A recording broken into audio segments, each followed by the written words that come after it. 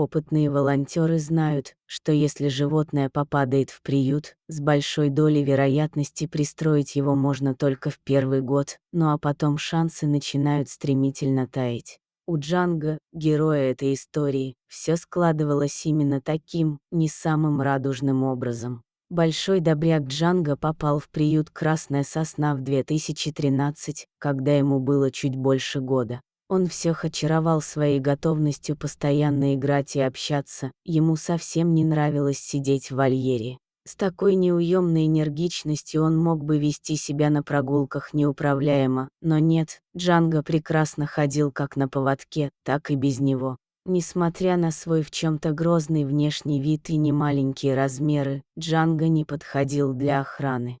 Зато из него мог бы получиться прекрасный верный друг для любого человека, оставалось лишь, чтобы его, наконец, заметили и забрали домой.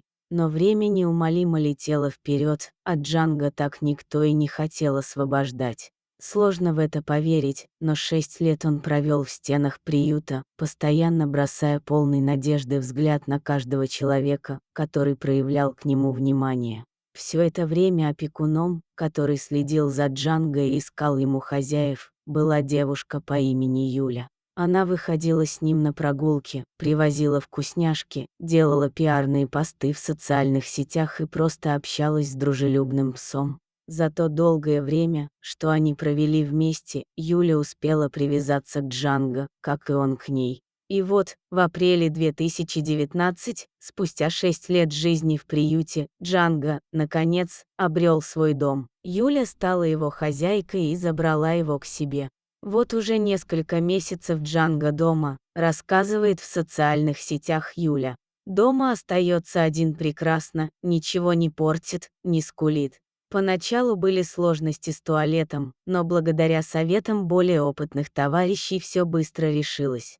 Пробовали путешествовать вместе, но Джанго плохо переносит длительные поездки в машине, несмотря на многократные попытки это изменить.